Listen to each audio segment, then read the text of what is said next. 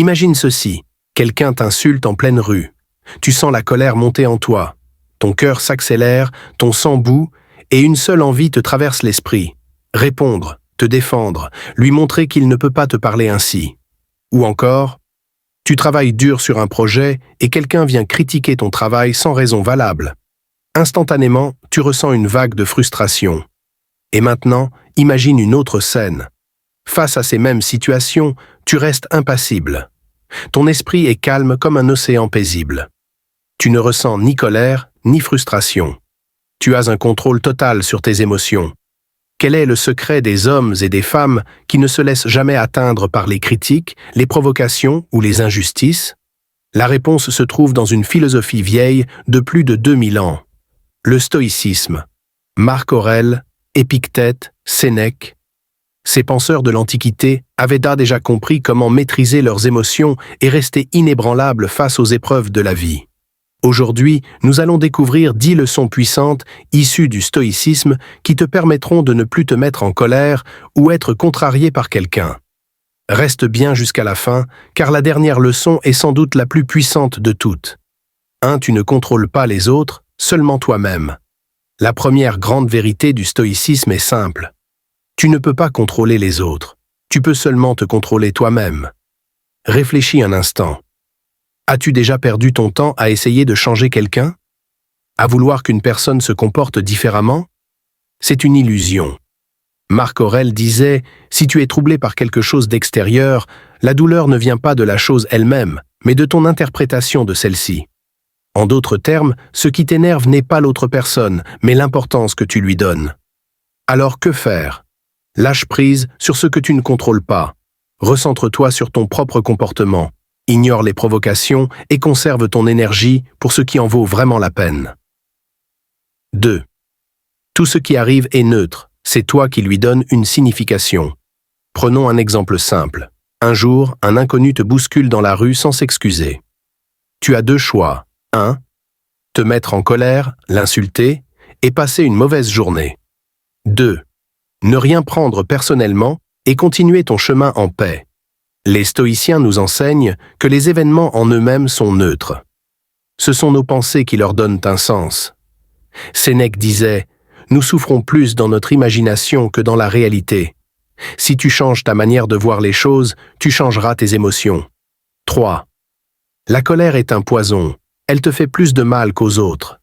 Tu penses peut-être que la colère est une force, mais en réalité, elle te détruit plus qu'elle ne sert à te défendre. Lorsque tu te mets en colère, ton cerveau est envahi par des hormones de stress. Ton jugement est altéré, tu deviens impulsif, et souvent, tu fais ou dis des choses que tu regrettes plus tard. Sénèque disait « La colère est une folie passagère. » Alors, à la place de la colère, adopte une posture de maîtrise. Respire profondément. Observe ta réaction au lieu de la subir.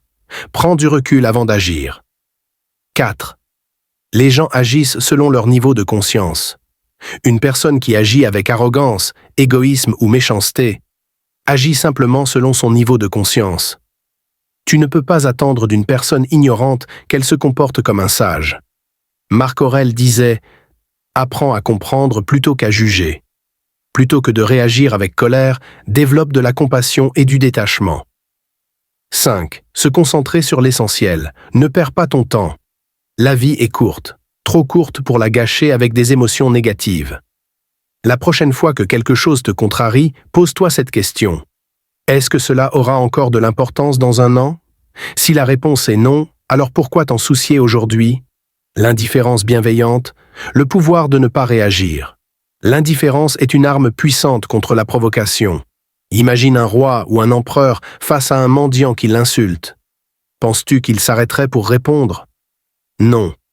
Il continuerait sa route. Sois ce roi. Les gens perdent tout leur pouvoir sur toi quand tu ne réagis pas. 7. La colère vient souvent de l'ego. Apprends l'humilité. Souvent, la colère vient de notre propre ego. On se sent offensé, humilié, rabaissé. Mais pourquoi attacher autant d'importance à ce que les autres pensent de nous? Épictète disait « Celui qui veut être inébranlable ne doit pas se soucier de ce que les autres disent de lui. Plus tu abandonnes ton besoin d'être respecté, plus tu deviens libre. » 8. Ne réagis pas immédiatement, laisse la colère passer. Quand tu ressens une montée de colère, ne réagis pas immédiatement. Prends 30 secondes, 1 minute, 1 heure avant d'agir. Sénèque recommandait de compter jusqu'à 100 avant de parler sous l'effet de la colère. Tu verras que, bien souvent, l'émotion s'éteindra d'elle-même. 9.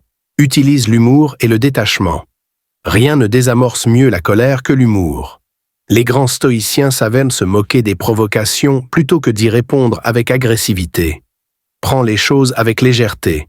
Reste au-dessus de la mêlée. Rappelle-toi que tout est éphémère. Tout passe. Les émotions, les insultes, les conflits, tout est temporaire. Marc Aurèle nous rappelle « Un jour, nous serons tous poussière ». Alors pourquoi s'attarder sur des choses futiles? Si tu veux être vraiment libre, apprends à ne plus réagir aux provocations. Sois le maître de tes émotions. Vois la vie avec sagesse et détachement.